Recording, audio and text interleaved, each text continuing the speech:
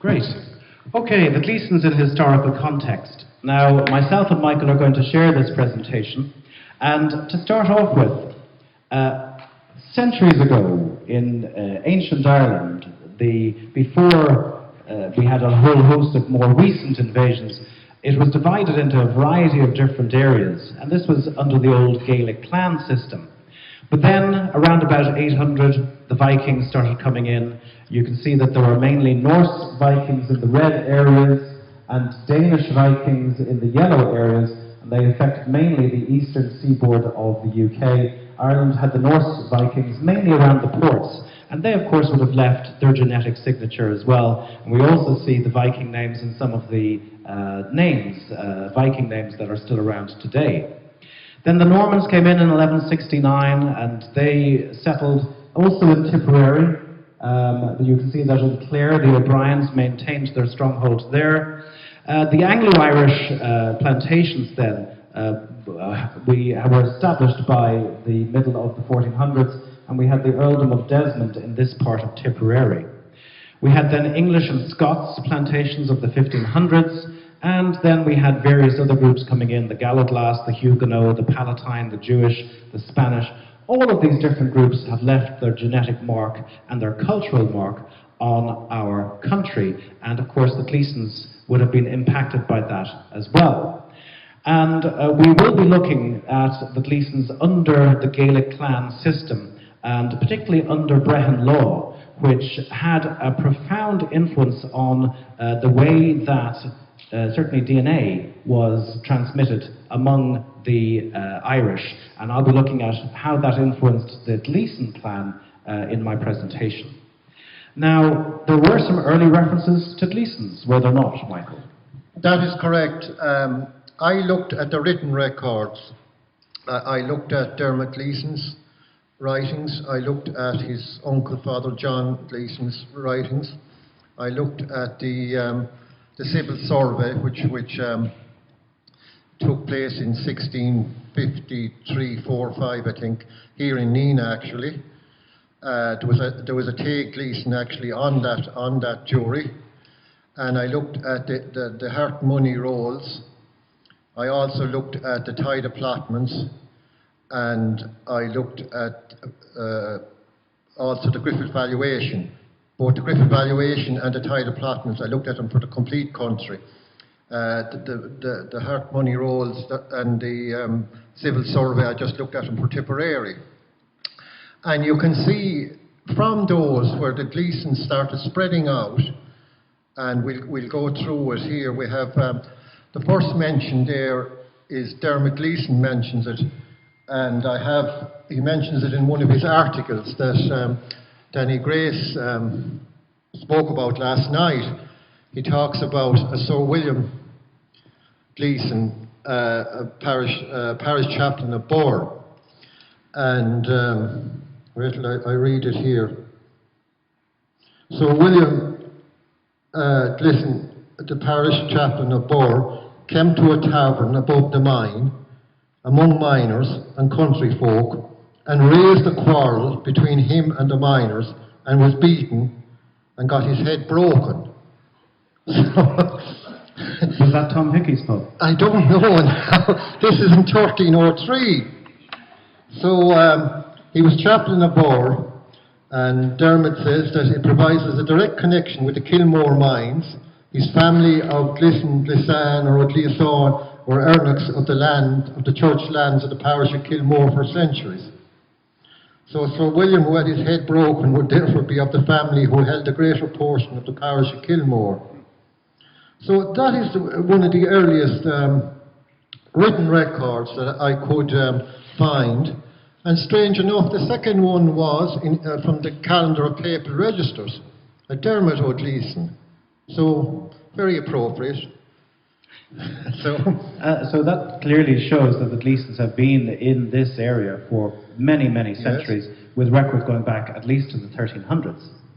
But of course, throughout this time, between the 1200s and the 1700s, Ireland suffered campaigns of conflict, land confiscation and plantation.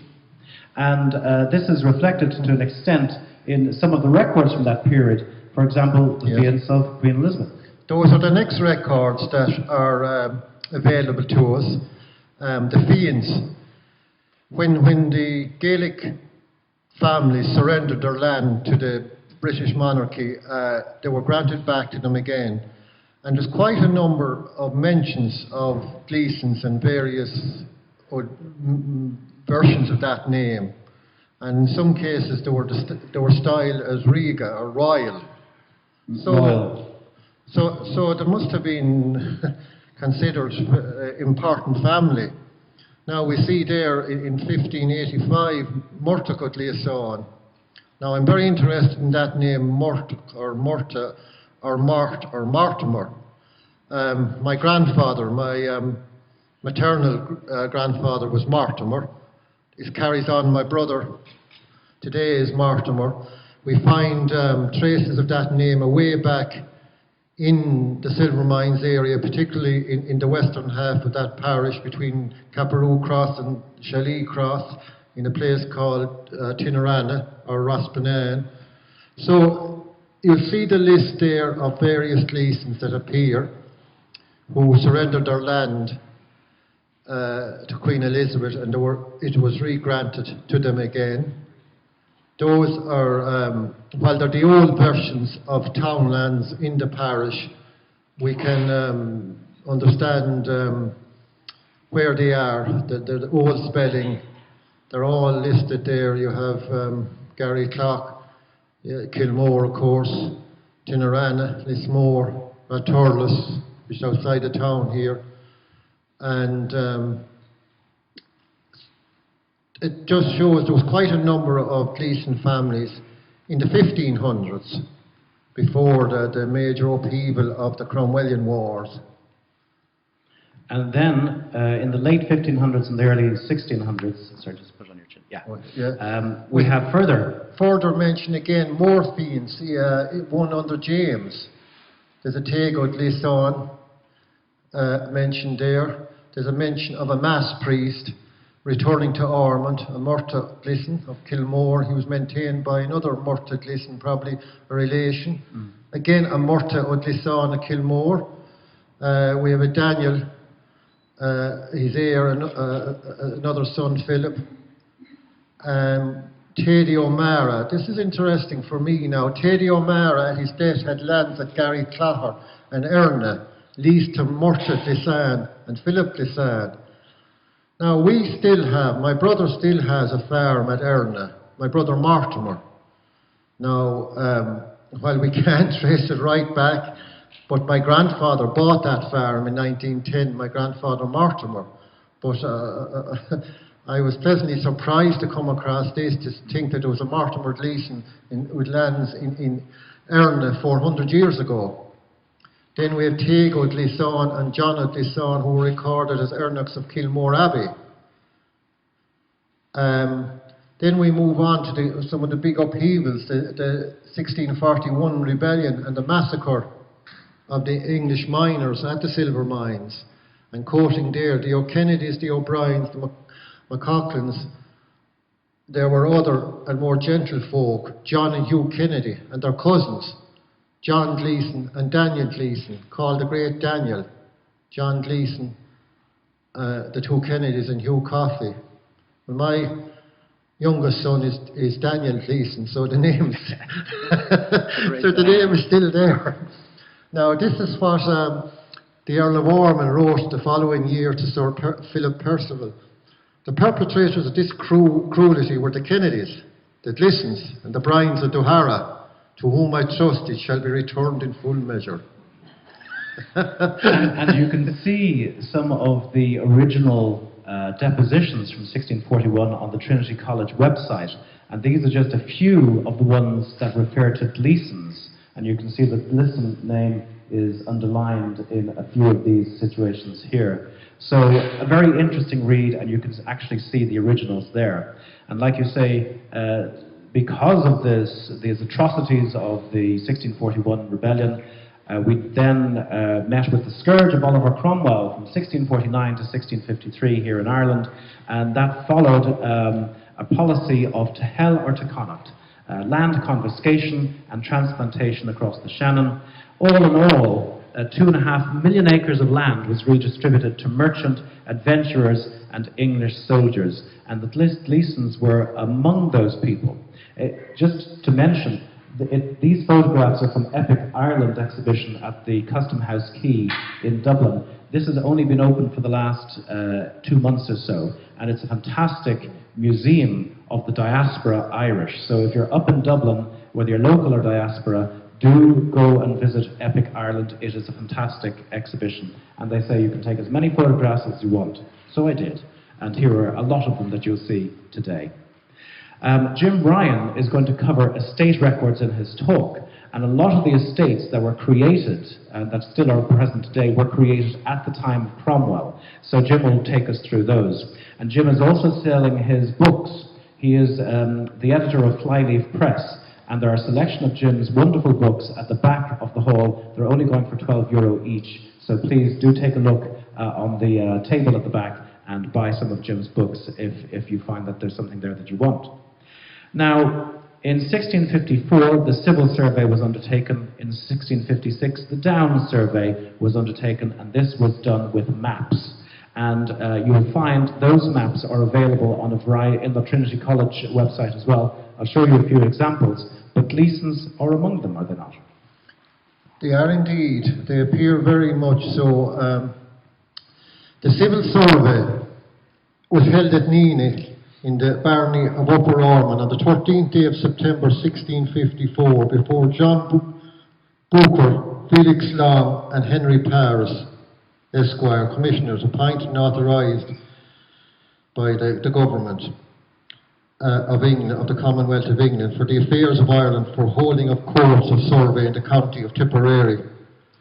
And among the jury were Philip Kennedy, Matthew Kennedy, Taig Gleeson, Daniel Mara, Edmund Mara, Taig Kennedy, Taig O'Brien, Brian Kennedy, Daniel O'Mara, Geoffrey Burke, Dermot Duff, Richard Dulling, Maura McDavid and John Peters.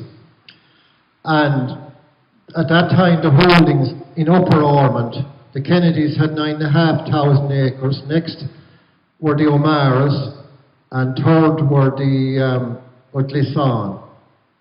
Now in Lower Ormond I couldn't find any Gleesons mentioned. I went through it, I could find none. The Civil Survey lists 33 Gleesons in the Kilmore parish in the barony of Upper Ormond. Of the 33 listed, about half are residing in the western part of the parish, bordering with the Burgess parish, as I said earlier, between Capparoe Cross and Chalee. They list them here in the index. There's Daniel Gleeson of Kilmore, Edmund Gleeson of Gary Bryan, John Gleeson of Kilnameal, William Gleeson of Bogganbeg. Those would be old versions of townlands. Murtagh Gleeson of Carrow. Now Carrow is the main townland that Tinarani is in. It's at Capparoe Cross. Dermot Gleeson of Carrow, Edmund Gleeson of Carrow, Daniel Gleeson of Kilmore, Philip Gleeson of Carrow, John Gleeson of Gary Clogher, John McOwen Gleeson of Gary Clogher, Murtagh Gleeson of Gary Clogher, Philip Gleeson of Shra, Mahan Gleeson of Lisheen, Rory Gleeson of Lisheen, Conor Gleeson of Lisheen, Daniel McOwen Gleeson of Gorta, Conor Gleeson of Gorta, Dermot Gleeson of Gortnacleha, all around that area, John Gleeson of Gortnacleha, Mahan Gleeson of Cailtyrone, Kennedy Gleeson of Cailtyrone, Donald Gleeson of Listoff, John Gleeson of Listoff, Tay Gleeson of Garryard, John Gleeson of Gortina Duha, Murtagh Gleeson of Listoff, Donald Gleeson of Cooleen, Taig McConnor Gleeson of Cooleen, Daniel Gleeson of Bultini, Owen Gleeson of Bultini, and Philip Gleeson of Bultini. So there was quite a considerable amount of Gleesons. I still believe that that was the home of the Gleesons. I can't find any other evidence that they were anywhere else, despite... go ahead. And you'll find on the Trinity College website some of the townlands that these Gleesons owned. So for example, here's a typical map where you see that the 1641 owner is Philip Gleeson Catholic and William Kennedy Catholic, and in 1670 the owner is Peter Dalton Protestant. And there was a huge transfer of land from the Catholic population to the Protestant population during those times, the 1660s and 1670s. Here's another map. This one is of Thady Gleeson of Erina, and you can see he had 3 townlands there. Then the Hearth Money Rolls records, Michael. That's the next record I looked at. It was basically a tax, a way of raising money. I suppose the Minister of Finance needed to raise money. So anyone that had a fire going, or anything that resembled a fireplace, they were taxed 2 shillings. It's interesting, you see the bigger houses, they had 5 and 6, and all the Gleesons, I think, just had the 1. I didn't come across any Gleeson with more than 1 fireplace. So you will see now that they're beginning to spread out. Remember now, this is just 25 years after the country was just devastated with the Cromwellian War, when we were taught that we were all put to the sword and slaughtered. That the Gleesons are appearing in greater numbers now on records. We have 120 households listed. In Upper Ormond, that's the area we've mostly covered, we have 82. We have 17 in Lower Ormond. And in Oni and Ara, that's the wrong way around, I think. In Oni and Ara, we have 14. And then in Middle Third, which I think is more down towards Cashel, we have 4. And the tourist area then, we have 5. So they're beginning to spread out. Now, there may be in other counties, there may be in Clare and Limerick, but I don't have access to the records. We were fortunate that those records were available to us. I think they had been printed before the burning of the Four Courts, and there were copies held elsewhere. I have copies of them over here. They're available, if you can download them. Laughlin, I think, done the money road, and I think to Singleton, it was the man that done the civil survey. I printed off the relevant copies. They're over there to my left there in a folder. So feel free to thumb through them there. You will be able to download the full version. They're freely available. So they're very interesting. You'll see the various families mentioned there, the townland, whether they had a full ploughland or half a ploughland, or whether they had it leased or whatever. They're fascinating. I think it's a very nice picture also of the distribution of the Gleeson name in North Tipperary at that time, and the fact that the greatest concentration is in Upper Ormond. Yes. is very interesting. Upper Ormond, Lower Ormond, and to a lesser extent Oni and Dara. So even after Cromwell, the Gleeson presence in this area was still quite marked. Yeah, I think we missed it in a previous slide there. There was only a record of 2 families moving to Connacht, I think. I think there was 2 Gleesons. 2 Gleesons apparently moved to Connacht. Whether they actually ended up there or not is open to question, because a lot of the people that were due to be transplanted, they never actually got the land in Connacht, in Galway. And then throughout, immediately after the Cromwellian period, there was a significant period of repression with the penal laws, such as the Act of Settlement, which we've talked about, and imposed penalties, including land confiscation. And then that brings us up into the 1700s, and there were some records of Gleesons there from the 1700s as well. There was indeed a man from Killinave, where we'll visit on Sunday, James Gleeson, or James Gleeson, I think he might have been given as PP of Lisbonny. He was listed as a Popish parish priest, aged 28 in 1704, and he was ordained in Cork 3 years prior to that by Bishop John Sline of Cork. We also have a mention of, in 1770, again this is of very great interest to me, Mortimer Gleeson of Tinarana, where my ancestors on my mother's side come from. In his will he mentions his wife Anne, his son James, and William. My mother had 2 uncles, James and William, so she had also an aunt, Honora. You see there that them names were mentioned there. Then in Caille Tyrone, the farm my grandfather came out of, it was his father again that was in Tinarana, but his grandfather was in Tinarana, but his father inherited some land in Caille so that's why he came out Caille. There was a Patrick Gleeson had a hedge school there around the 1700s with attendance of 70 pupils, and in Portrue, which is between here and Killaloe, William Gleeson and Michael Maloney ran another school. This one was held in the church during the week, where he had a large attendance of 212 pupils. And hedge schools would have been very common in those times. And the reason they were held in the hedge was because it was on nobody's land, so nobody could be evicted if the authorities found that they were hosting a school on their land. And the 1700s were quite a prosperous century, but unfortunately from a genealogical point of view, they are known as the silent century, because there's very, very few records that will allow us to go back into the 1700s and trace our families further back.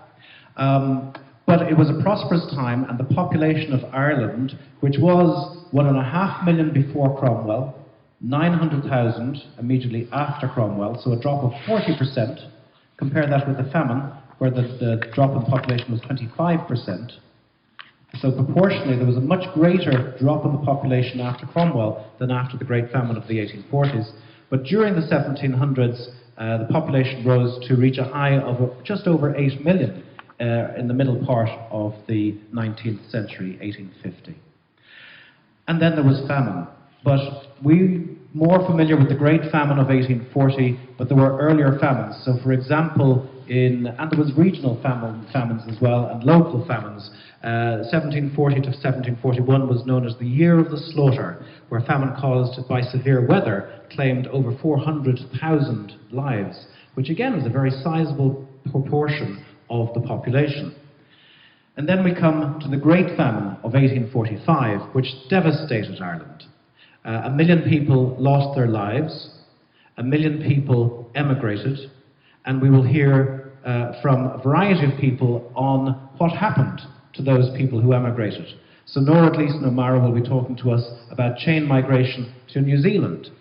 We'll also have John Peters talking about Battle Axe Gleeson, one of the many emigrants who ended up in New York, as did many other Irish people, and many Gleesons as well. And then in the 1800s, 60% of immigrants to Canada were Irish. And Mike Stapleton will be talking about the experiences of his own Gleeson family when they arrived in Canada. We also had a lot of migrants to Australia, especially when gold was discovered. So, for example, in the 10 years between 1850 and 1860, over 100,000 Irish migrated to Canada, and Brian Gleeson will be talking to us about his Gleeson family and the role that they played in the Eureka Stockade and what happened to them when they went to Australia.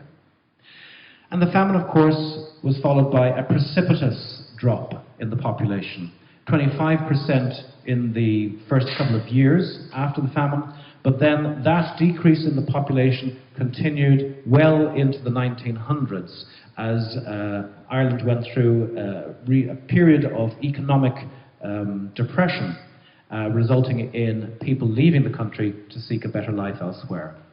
And of course, against this backdrop of the 1800s, we have Daniel O'Connell campaigning for Catholic emancipation, which was granted in 1829. And then we had the land wars, with people being evicted. We had absentee landlords, we had the encumbered estates, we had agrarian outrages, especially in Tipperary, where landlords would be attacked by the ribbon boys and the white men. We had Captain Boycott, and the Irish introduced boycotting into the English language. And we had a number of failed rebellions by the United Irishmen, the Young Irelanders, a variety of failed rebellions.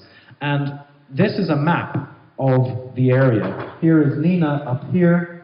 Here is Silver Mines down around about, it's somewhere down there, I think. Maybe down here? Yeah. Yes, I can't see it on the map there, it's around about there.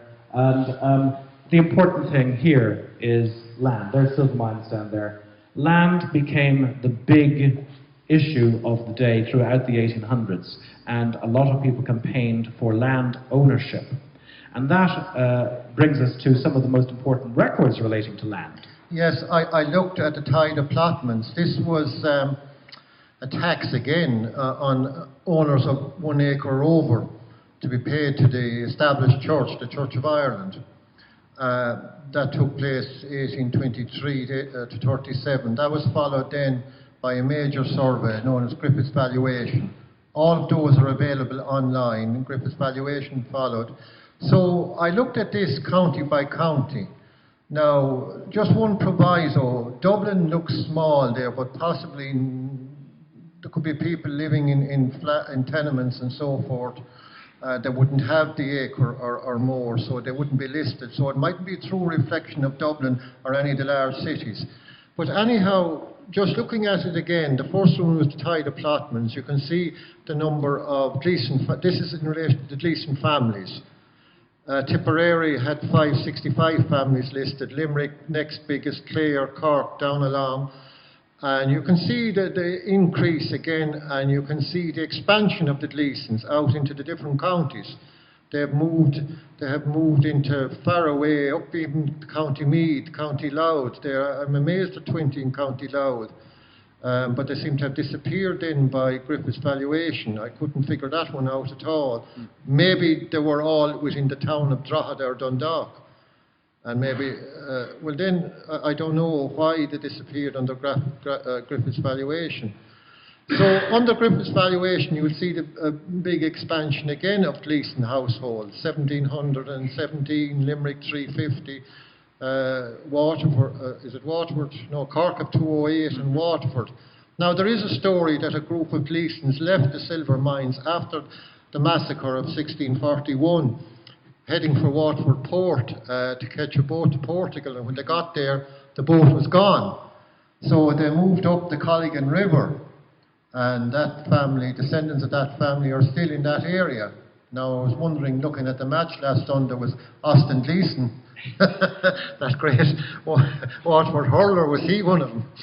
But anyhow, you see the expansion there into counties. So they've covered a lot of counties. And the predominant counties, of course, are still Tipperary and the neighbouring counties of Limerick, Clare and Cork. And the important thing about Griffith's valuation is that it was only the first one, the primary valuation. That valuation was repeated every 2 years up until the 1970s. So if you can find your ancestors in Griffith's valuation, you can actually trace their descendants all the way up to the 1970s. And that's if you look at the cancelled books in the valuation office in Dublin. It's a great service and it's very, very easy to do. Some of them are available online. Well, some of them are available actually via the ones from Northern Ireland are available online via Prony. You can get microfilms in your local family history centre run by the Mormons, the Latter-day Saints. They have microfiche versions of it, but the Dublin office has the original books, so well worth checking out. So this century of turmoil over land led into a reawakening of interest in Gaelic culture and the arts and crafts movement spearheaded by people like William Butler Yeats and Lady Augusta Gregory. And Beatrice Kelly will be talking to us about Evelyn Gleeson and her involvement with the Dun Emer Press, which was very, very much a part of this whole Gaelic revival. We'll also be looking to an extent at 1916 and the events of 100 years ago when the rebellion in Dublin resulted in the devastation of the city and the birth of a new era of Irish republicanism.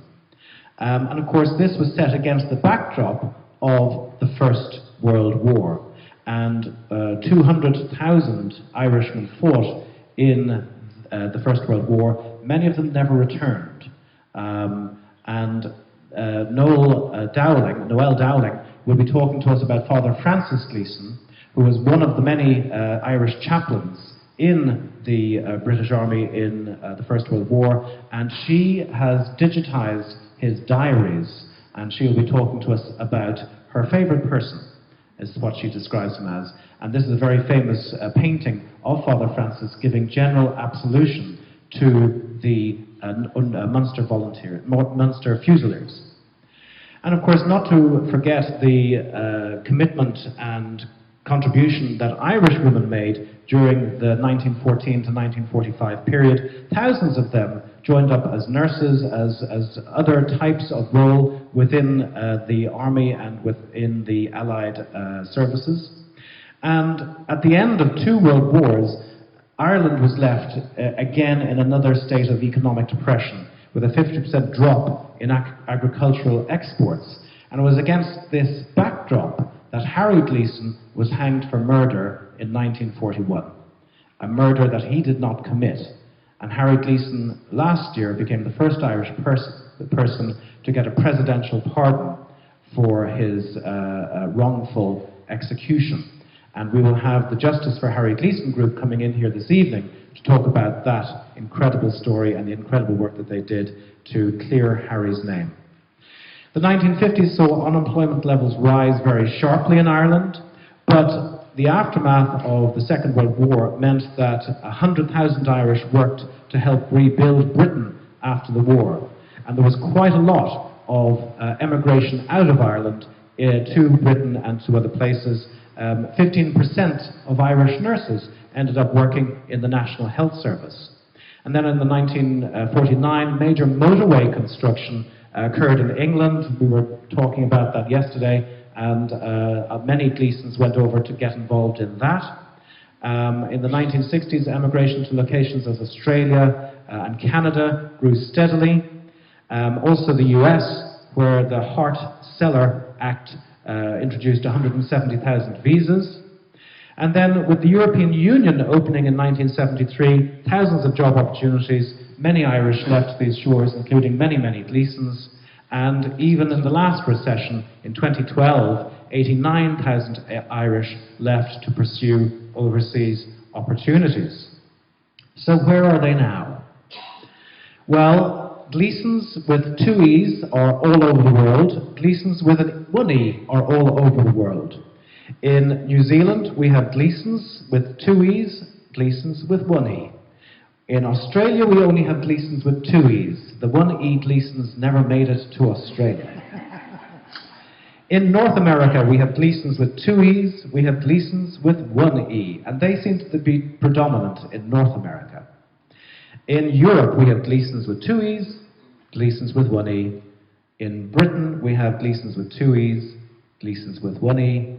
And in Ireland, we have Gleesons with 2 E's and Gleesons with 1 E. Can somebody tell me what is happening in Donegal? What are they thinking? Why have they got an E and A in Donegal? There's the 2 E's, there's the 1 E. Not sure what's going up there in the far northwest of the country, but we'll have to get some DNA off them. So the world has obviously been blessed with Gleesons, and you're all very welcome here today. So welcome to Gleeson Clan Gathering 2016. Thank you.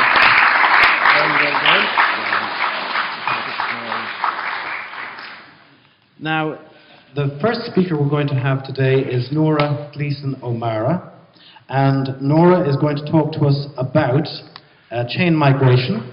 So if Nora, if you can come up here to the stage, we'll get you set up.